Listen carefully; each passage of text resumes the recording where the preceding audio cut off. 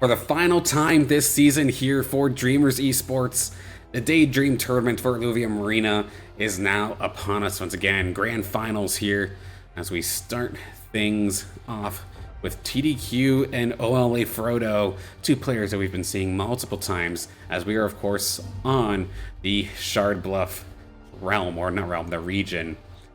So we had seen a little bit in the last event on Tuesday how regions can kind of change things up based off of the augments, and we're going to see that once again, because every single time we have a carousel round, every item that the Illuvials are carrying are going to be legendary items, so the best things that you can possibly get.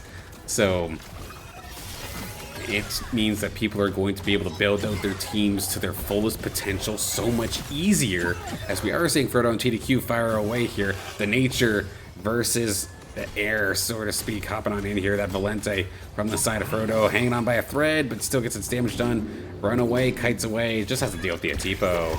And that is going to be Frodo picking up where they left off. Of course, Frodo, you're victor from the last tournament. But let's see everybody else here that we happen to have in this grand final. Alnert, we got Frodo, Ma has returned as well. Of course, we got TDQ, OLA.Nareba has returned as well, alongside Nefer, DetectivAline, and then new here, XikoPeriko. Not new to the ladder. I do see they've had about 5 to 6 tournaments under their belt here in this ladder, but it's the first time I've seen them here in this top 8 over the last couple of matches. XikoPeriko over there on the red side. Meanwhile, on the green side, I cannot see the drones, unfortunately, bodying myself in that regard. The one thing that I'll be keeping an eye on are these Lynxes. Of course, I absolutely love the Lynx, because every single match they end up being something different. They can be a rogue, they can be a spellcaster, or they can be a tank. It all depends on the round, as we're seeing XikoPeriko take some damage here. That must be NFTs, because I think he's the only one I know that has that blast animation.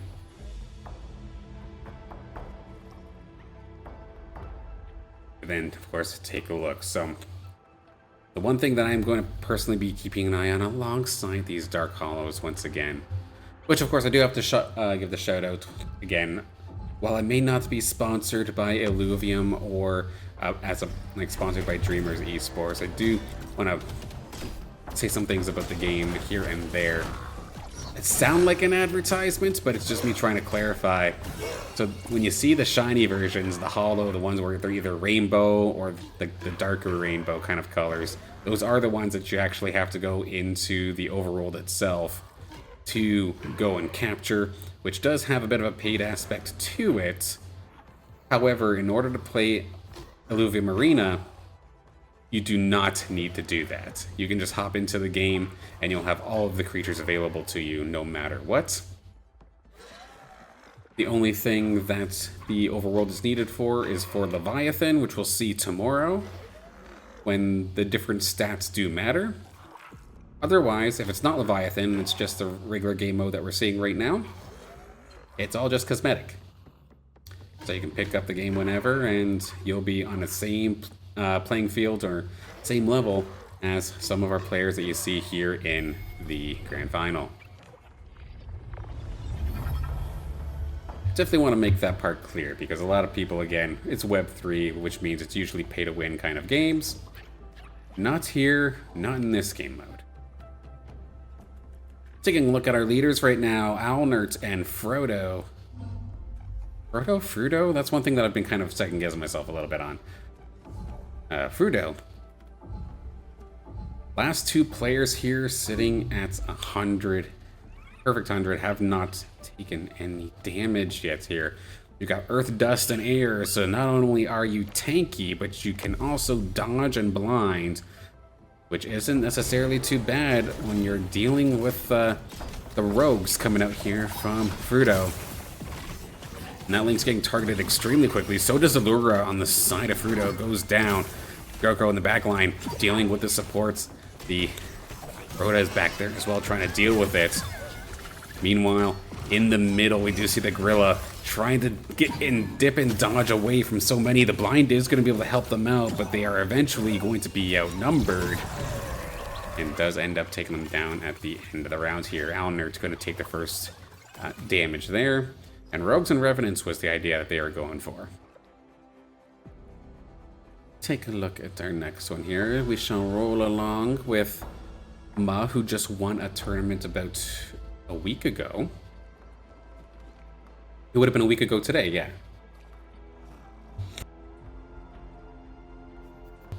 Versus Nefer, who is in the running, I do believe, to be in that top 8 of the Dream Ladder.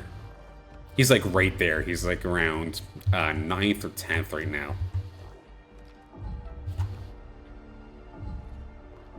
Same thing with Ma around 7th, looks like. Ma opting for the tanky fighter kind of aspect, does have that gorilla stage 2 as well, so it has evolved once. And the painful thing about this gorilla is that how it blinks around the arena and just zips all over the place. It's specifically targeting out the Illuvials that have the lowest physical defense. So anybody that does not want to have an assassin jump at them, it's looking for you, and it's coming for you immediately. And we're seeing that being used to perfection here by Ma, as Nefer is going to take the L on this one.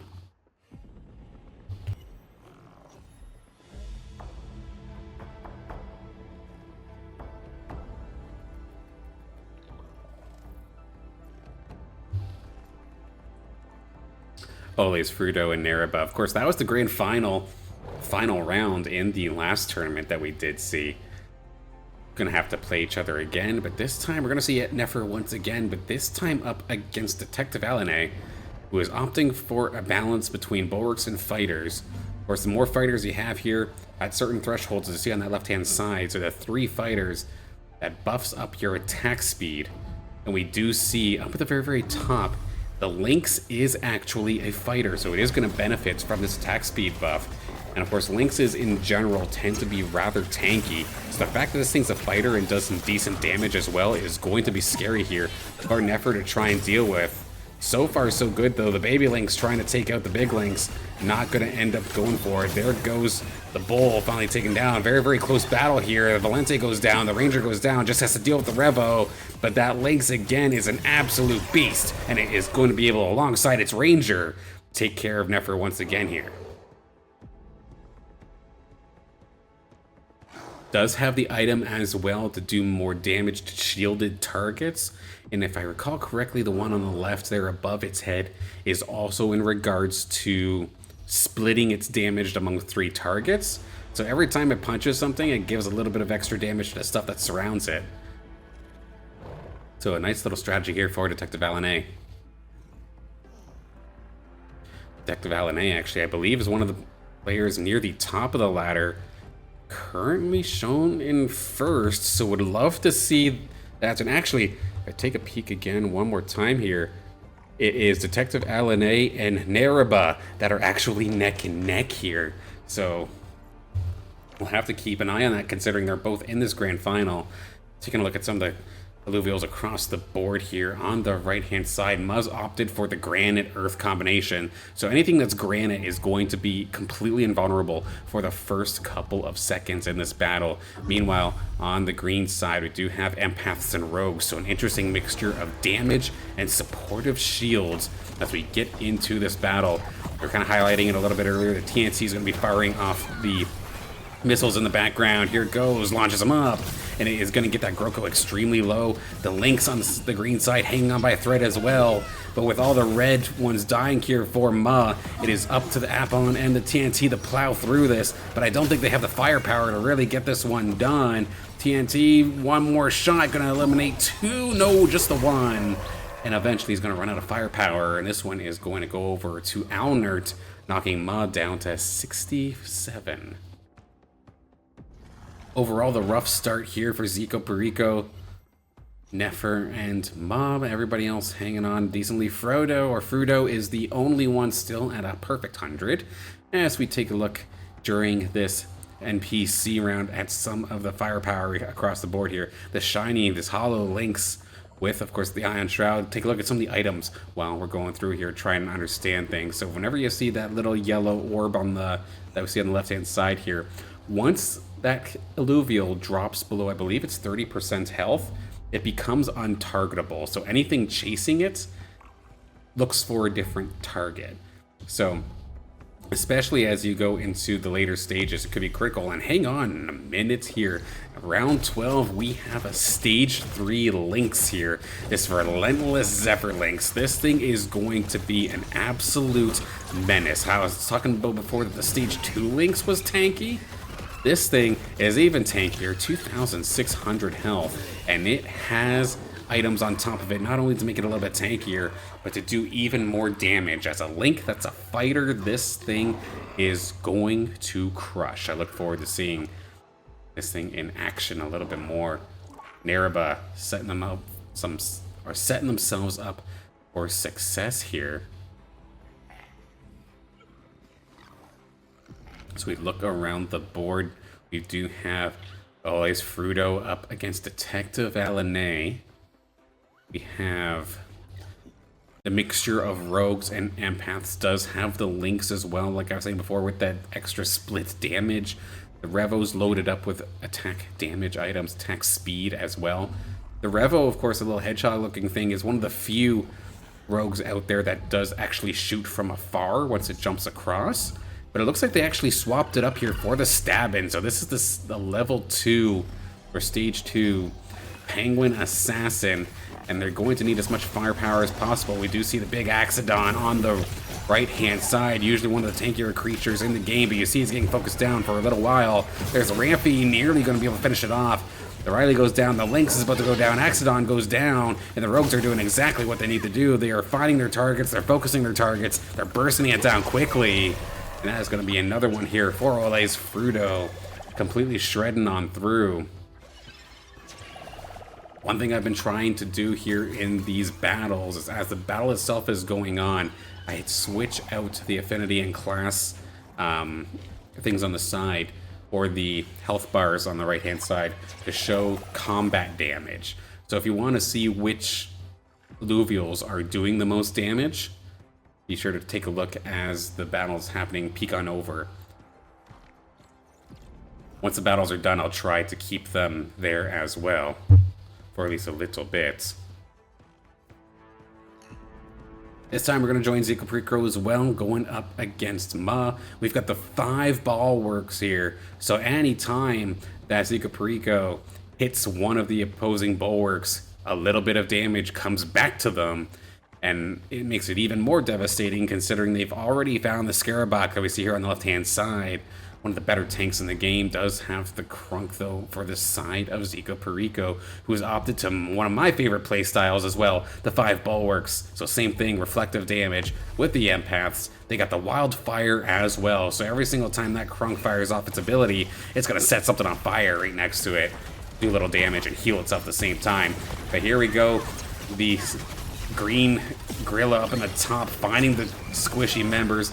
You got the, oh geez, the Scarabak ability there coming from the left-hand side. Just went across the entire team, stunning them up. They try to answer it with their own, but it looks like this one is not going to be going in the way of XikoPeriko. Take a look at the damage numbers. The Ranger on the green side actually doing the most damage, nearly doubling the damage from last time. So Ma doing a fantastic job there. 7 earths, 2 granites. But now, of course, in the carousel round, this is the first one we're going to be able to actually hop on in and watch. But all of these abilities that these Illuvials are carrying are some of the best in the game. Normally you only get maybe 1, maybe 2 if you're lucky. Whether it be putting a ton of health onto your tank, making it have reflective damage, making your spellcaster do a ton of damage, giving your melee, like your fist fighter, extra range on their hits. There's a bunch of juicy stuff there that we'll try to go through as we see them on the field. We're gonna hop along here. Alnert alongside OLA.Nareba. Alnert opting for rogues alongside empaths does have that fully loaded Ramphy here, getting energy regeneration, so it gets ability faster, additional attack speed, and then additional Omega power. So that Ramphy on the red side, rather, I'm calling it for Alnert, but no, this is NFTs, wants that Ramphy to dive on in and basically just one-shot things with the amount of damage it has loaded into that. You see it jumping on into the bottom left-hand corner. Revo gonna try and come in and take it down, but it doesn't have enough damage. It's going for the wrong target, and it is gonna get melted down. That Ramphy doing exactly what you want it to do. They do have, of course, to deal with that big old stage 3 Lynx as well, but it's all up to this T-Roo here trying to go up against the Lynx. A little bit of a one-on-one battle up and towards the middle, but now the Lure has come on in to try and spoil the party. But hang on, this Lynx is hanging on by a thread. The fighter of the Ranger in the bottom left-hand corner as well, getting involved to make that a bit of an unfair fight. So big win there for, I believe that was NFTs, putting him in the top 3 as of right now. If there's one thing that I gotta call myself out for with my camera work, I love this side-by-side style much better compared to the up and down style in terms of being able to see the whole battlefield. But the problem is I always lose track of the nameplates. And it is very, very difficult for me to apparently remind myself who's on what side here. I call myself right now, like I can't remember who is in the green this time, even though I swear I had just talked about it. But Nefer and his rogues also has that Ramphy completely loaded with damage items, looking for that ability to pop on up in just a moment's time. Up to the skies, but up against the tank. Gonna take them down about halfway. The foe in the background getting extremely low, but has the support of the Archos to try and keep it alive. TNT, pop the missiles, fires them off. One more time from the Ramphy. This time it's going to be able to take 3. Deer in the background alongside the TNT, and the front line holding strong. Is that going to be enough? Can we get a third pop-up? We absolutely will. And the rest of the squad here for Nefer is going to come on in clutch. Gear, what's going on? Good to see you in the chat. Welcome, welcome. Of course, for the YouTube squad that sees us after the fact, these matches are casted live, so you're, of course, more than welcome to come join in whenever you wish.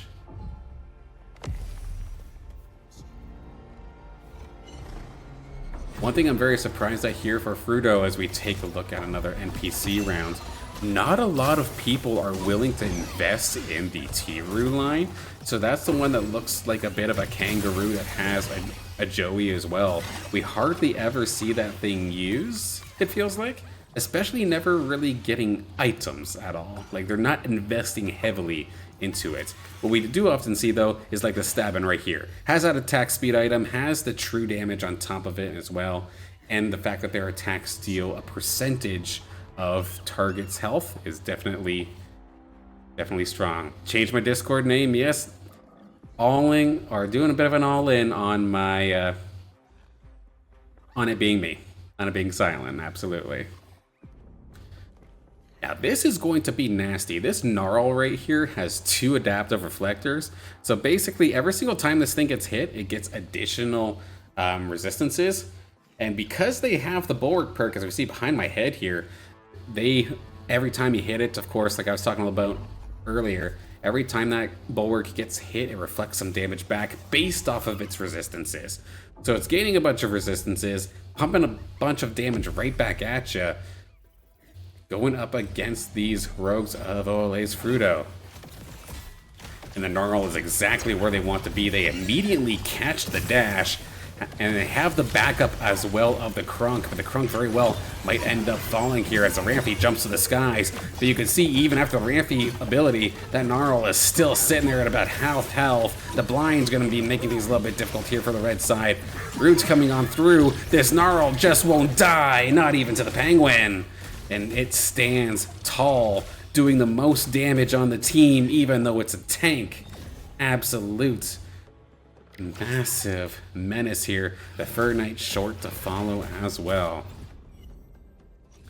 Yeah, absolutely happy to have you on the, happy to have you here as well.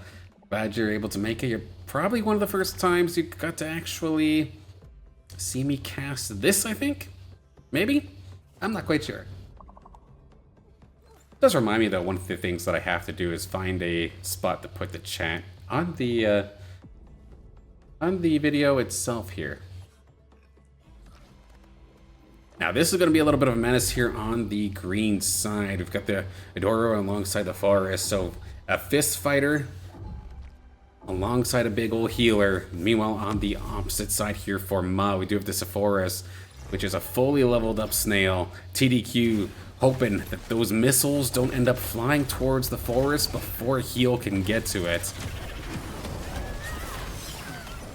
Mud does, of course, have that gorilla, though, that is looking for the squishies. It's going to jump immediately onto the deer, onto the healer. Here comes the missiles, and that Forest is extremely low. It's going to be able to take down the one tank, but the Axon is right there, shielded up, trying to deal with it. The heals are going to come on through. It's hanging on by a thread. It's in range of the Archos heal. It is barely out of range now. It is going to end up falling. So we have a lot more missiles coming on through here from the Sephora's on the right-hand side. Gorilla is still dealing with that dang deer up in the left-hand corner. Sustaining, but just barely. It's a lot of low health bars, and finally, it looks like Ma's gonna be able to tear on through and get the win here onto TDQ, knocking them onto death's door. I stream on the day that you have things planned. Sorry. Yeah, I'm glad you're able to tune in when you can, nonetheless, and I thank you for that. Alright, with TDQ being on death's door, it's time to follow along and see if they can hang on here. Definitely have a tall task ahead of them, though. They may have the bulwarks, they have fighters, they have empaths. However, on the opposite side, full fighter firepower alongside the lone ramp fight as well. And if we've seen anything over these past couple of matches, the last couple of streams, we know how absolutely disgusting a well-placed ramp fight could be, and it's aiming directly towards the center. It's exactly where it wants to be. It's fully loaded up on items as well. Even if it gets focused down, it has the item to get untargetable. Jump to the skies, why don't ya? All of them are gonna get chunked to half, if not taken down. And now it's just up for the fist fighters to just clean up the job. 07s in chat here for TDQ, as they will end up falling, being our first ones eliminated here in this grand final.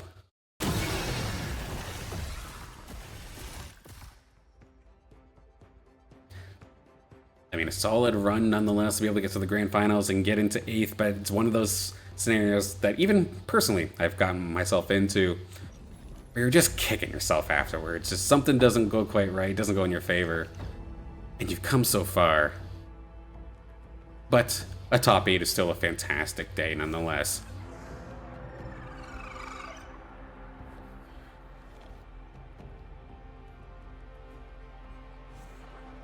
OLA.Nareba now up against Nefer. We see the Monarch coming out here for Nefer. So whenever the ramp fight or the Monarch uses their ability, we're going to see some sparks flying across the arena, and that's just going to be doing damage over time to the entirety of that green squad. But again, that tier 3, or not tier 3, but that stage 3 Relentless Zephyr Lynx is going to be absolutely tanky as heck, while also dealing a ton of damage, leading the squad there for that green side. Monarch AC 130 flying on through alongside the ramp fight.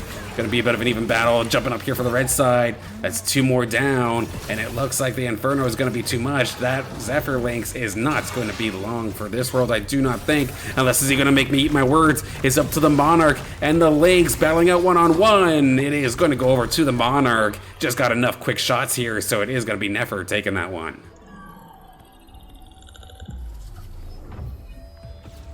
Going to the college for the summoning. I do not think I will be at the summoning. I don't think I have any business there, to say the least. Ma is also on Death's Door as well, only 2 HP and a Dream. Does have that one item that does grant True Sight though. Get that onto a fist fighter or something, that can be absolutely devastating. And a fight there, Frodo barely going to take that one. So that was the item that deals a percentage of the target's health and damage as well, as apparently my cat wants to join in on the commentary as well here for this one. Ooh, shiny mammoth.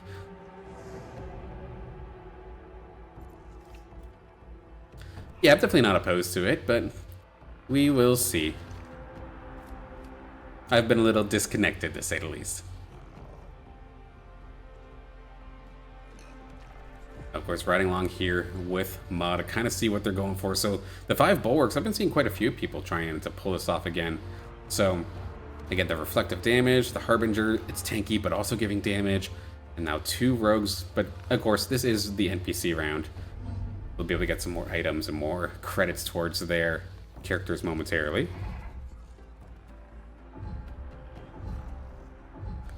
And one thing I'm actually very surprised here for Ma as well, like, I get wanting to keep the greater monk here, the monkey in the yellow, loaded up with the items there.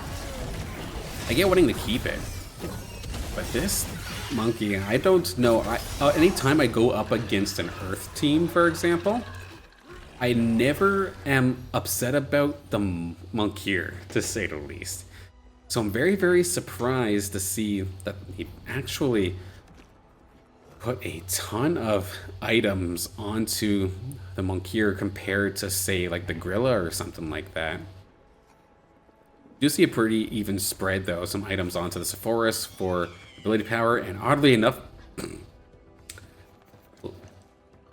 what was I just talking about? Immediately swapping it out and puts the items onto the forest. That makes sense to me. Meanwhile, you're going up against the rogues coming out here. I believe this is Frudo. 6 rogues, plenty of firepower, but plenty of tank on the other side. Ma fighting for his life. 2 HP in a dream. The Axon's the first one who's getting extremely low. Watch out for that ramp fight. It's going to be popping up in a second. That monk here is not long for this world. Neither is the Ranger. Sepphoris is going to take some of that as well. Gets it to about half health. But these rogues are low. They are falling, but so is the Sepphoris. It's going to jump to the skies and immediately get taken down, but there's not enough firepower here for Frudo. It's all up to the Penguin, and the Penguin cannot verse 5. Ma is going to stay alive here with 2 HP.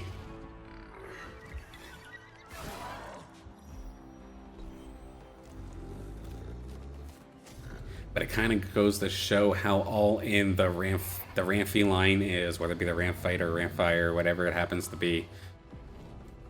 It relies so heavily on that ability being right in the right spot to deal its damage. It did still lead the team in damage, but barely, because those abilities did not quite hit the mark compared to the other ones. Ma going up once again, but we have the fighters, we have the Zephyr Links, we have that ramp fight once again. It's looking to go right towards the center, but at the same time, all of these characters, for the most part, inside of Ma just want to run away anyway, or it's the tank, so it's not necessarily getting the most amount of value, but that Zephyr Links coming out here on the green side is just shredding through. Ramp fight up to the sky is going to do damage to the tanks, but again, it maybe takes like a quarter, so it's not too bad. But look at this forest over in the bottom. It is all cracked out and just flying. It's now the 1 on like 5 here. Never mind, 2 on 3, my bad. But it is going to be going over to Ma once again. The forest, 10k damage that battle. Absolutely ridiculous. It's probably the highest I've seen one Illuvial do in one round. The reason why that thing is a tier 5, and if you level it up, you get it evolved. It is an absolute menace, and this time, DetectiveAline up against Ma. Both of them have a forest, one has items, one doesn't. However, what DetectiveAline has is an extremely brutal front line alongside these fighters that are giving attack speed and damage buffs. So that forest might have the firepower, but does it have the speed and support? We'll have to see.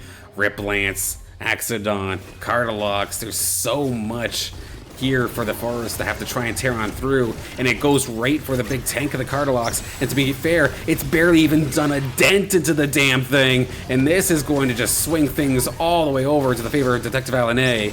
That is going to be the big taunts coming out here from the big bull as well. And the Rip Lance, that Scorpion in the meantime. The Lynx, they get to go absolutely nuts. Sure, the Goliaths might be invulnerable for this time being, but that's not going to last forever. Stabby, stabby, goodbye. That is going to be another elimination. Ma, gonna fall out. How many people fell out in that round? We went from 6 or 7 to 3. Damn, this is where I wish I had multiple observers. But my goodness, that's quite the swing in this matchup here. And the big one to note as well for the Dream Ladder is that NFTs is already eliminated. He was tied with DetectivAline for the lead in the ladder. So that could be some longer term implications here for later on. But we have, once again, DtectivAline, XikoPeriko. And DetectivAline have the lightning strike twice. That Blotto and that Gnarl we've seen before is an extremely tanky combination to have to go through. But can they deal with the constant firepower from DetectivAline? The Lynx is going to fall. The Rip Lance is going to fall. The sustain is too strong. That looked super convincing coming out here from XikoPeriko.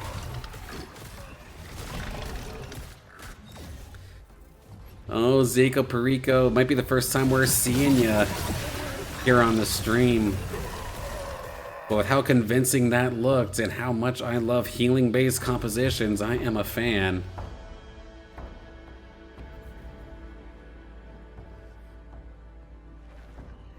I feel like chat's gonna call me out in a second here, so it's like, okay, so you like being a dick in games. Well, man, I guess kind of.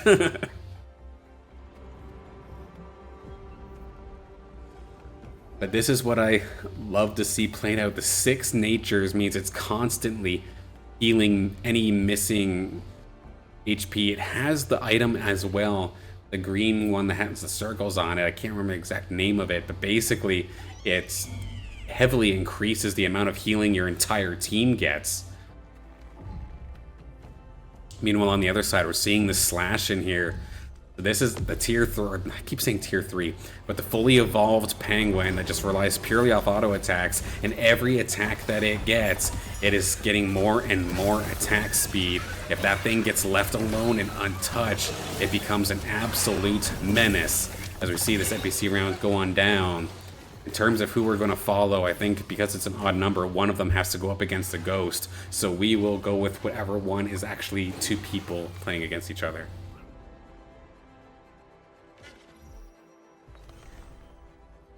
And it looks like that is going to be DetectivAline versus Alnert. Ziko is going to end up going up against the ghost. So we'll roll on in here. 7 fighters, maxed out on fighters, berserkers as well. Very, very devastating composition. You can see they're positioning the tanks at the back. Normally this seems stupid, but this entire team composition here on the side of the red side is all based on jumping into the back line, so these tanks are going to catch it, and they have some serious firepower. Of course, the ram fight is definitely one highlighted pretty often, but that doggo we see on the right, the Umbre, this thing is an absolute menace as well. Gonna dive on through, but it's getting focused down super, super fast. Gonna have to pop that smoke screen to try and get itself untargetable, but here comes the ram fight, dives on through, does some pretty decent damage, but that Cardalox up on the top left side is still above half health.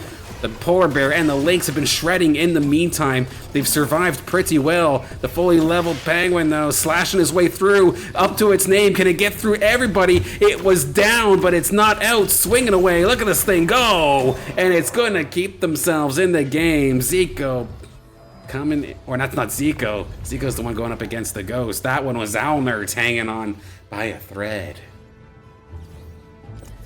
14,000 damage done by the Hydra, not the Hydra Lynx, the Zephyr Lynx on the side of DetectivAline, and that was not enough. That was heartbreaking. It looked like it was Aline's. It looked like it really was, but that penguin, the fully evolved penguin, was just too damn fast. Okay, XikoPeriko has one of the more favored items in this game where if the alluvial that's holding the item, it does nothing really at first. But if it survives 15 seconds into the battle, it basically gets double its health and then 15% extra damage. So whatever you put this thing on, I'm curious as to where it's going to end up going as we see XikoPeriko versus Alnert. I don't think either one of them can go down if they lose this one, but it will be close. Alnert, once again, going to be heavily relying on that Penguin slash-in to be able to do a bunch of the damage. Meanwhile, in the background here for XikoPeriko, they do also have the Ferriox, that little snake up in the top left-hand corner, just constantly spitting out damage. But so many beefy characters to try and going on through here. The big heal coming out here from the Archos, gonna have to try and pump things up because that was a big shot here from the ramp fight. It's gonna be able to plow through a couple of them, but the snake is still firing away in the background. It's untouched, it has the power, and it's got double its health, double the attack. And actually, that is all. It might be the first time that we've seen you on this stream, but XikoPeriko is your winner here in the Daydream Tournament here for Illuvium Arena. A solid run nonetheless, though, for everybody as well. Alnert's probably having their best position that we've seen. And let's take a look again at the team composition that did end up winning this one. The 6 Nature, 3 Fire Wildfires, the Bulwark, Empath, and Aegis. So basically, just tank, heal, and let the snake do the talking when it comes to the damage, as well as a bunch of reflective damage from the tanks. Just a never-ending spree of healing, just being able to hang on for so long.